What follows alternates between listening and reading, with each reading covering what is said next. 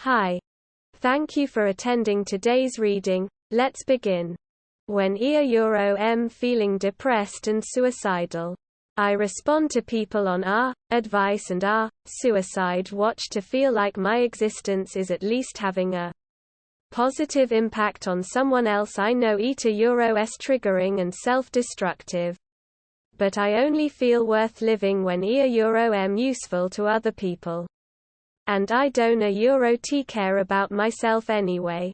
So I just read through everything and give people advice I can even be bothered to follow myself in the hopes LL help them and they LL go on and live even if I might not.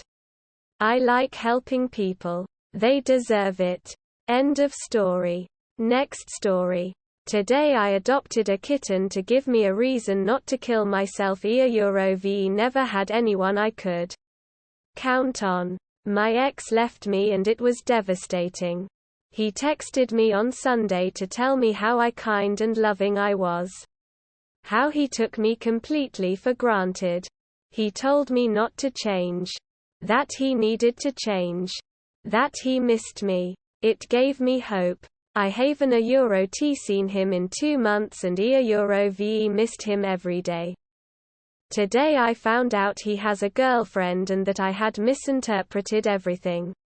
It broke me. I left work early and thought about driving my car off the road. Instead, I drove to shelter and picked up the sweetest black kitten.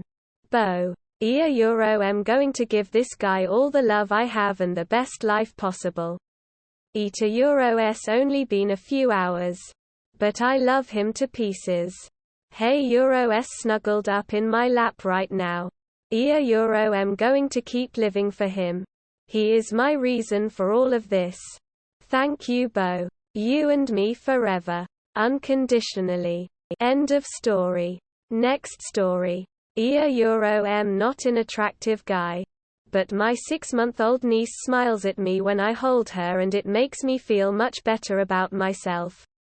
VE always heard babies will smile at attractive people because their face has symmetry and something that infants like.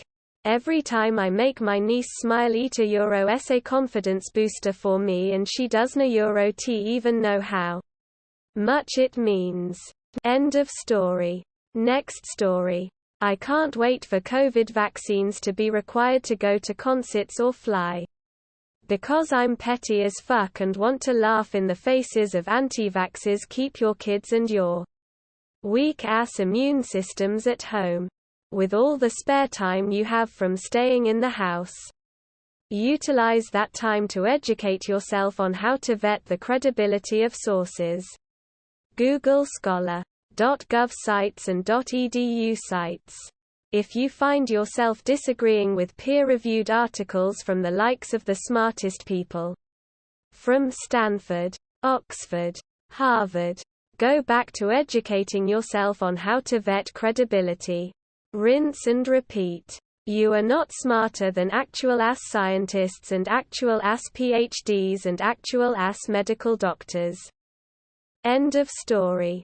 Next story. It bothers me when people claim being overweight isn't unhealthy while they are clearly struggling to move around and seem unhappy. End of story. Next story. I made it through today without cutting myself. I wanted nothing more than to go ahead and cut myself a few times after today, but I didn't. And it's a small victory, but it's mine. Edit. Thanks to all the support guys. I'm at a loss for words. As for the people calling me a fake, this is genuine. I am a male. My post history has one post that I made on behalf of an ex in need of advice who doesn't use Reddit. Edit 2. This is a genuine post. I apologize for my one post that is causing everyone to doubt if this is real. This is my last edit and thank you all again. I didn't expect this support at all.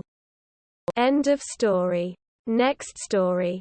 When I was 14 I pretended to be asleep because I wanted my dad to carry me one more time. This happened 5 years ago and I still feel a little guilty for it. I'd seen a post somewhere where someone wrote that one day, your parents put you down and never pick you back up again. I started thinking about it and couldn't remember when my mom or dad last carried me, so I decided to try to get one of them to carry me again. The night it happened, we had gone to Busch Gardens in Williamsburg and on the way home it was dark. I could hear my mom and dad talking in the front and my dad looked into the back seat and said, "Hey buddy, you awake?" Quote. Instead of answering I just rested my head against the window and I heard him tell my mom, "I think he's sawing logs back there. That's what Dad always says when someone's sleeping." When we got home he tried to wake me up, but I wouldn't budge, so he opened my door and unbuckled my seatbelt and tried to get me to stand up. He ended up helping me out of the car, and when I was standing I leaned against him and held my arms up. So he grabbed me by the waist and kinda flung me over his shoulder like a bag of mulch and carried me inside. Before he put me down he gave me a hug and I felt so loved. I feel guilty because I was way too old for it, but I wanted to have that memory. As it turns out it wasn't the last time he carried me. The last time it happened I was wide awake. We were roughhousing before bedtime and he pressed me over his head a bunch of times in a row. Then he put me in a fireman's carry, ran down the hall to my room and tossed me on my bed. Sorry if this isn't much of a confession. I've been thinking about it a lot lately and feeling a little guilty for tricking him like that. Edit. Thank you for all the nice replies and awards. I wish I could have responded sooner, but I had to go to work. I showed my mom and dad this post. My mom teared up and has been checking the replies all day. Hi Mom. And my dad gave me a hug. End of story. Next story. Whenever I hear something about Steve Jobs, I just think how Scooby-Doo would probably call him Reeve Robs. Oh, and I find my sister sexually attractive. Asterisk not actually true. But sometimes I'm told my confessions aren't explosive enough. End of story. Next story. I can Euro T tell anyone personally how Euro VE lost weight. I work at a job with 10-hour shifts. Euro S been great for weekends. But I realized a few months into the job how tired I would be after work to work out. Soon enough, I weighed more than ever before my life. Granted, not overweight by any means. But I thought about it a lot more than before. I tried dieting, fasting, and running, but those things were difficult to maintain with good discipline. A few months ago, however, I moved into an office without too much supervision in a quieter part of the building. It also came with a standing desk. I noticed others in the office closing the door to their office, which I never really experienced at work before. But Euro S nice for focusing and privacy. As a result, I brought my noise-cancelling headphones to work and have been bumping some nice electronic playlists when my meeting schedule is free.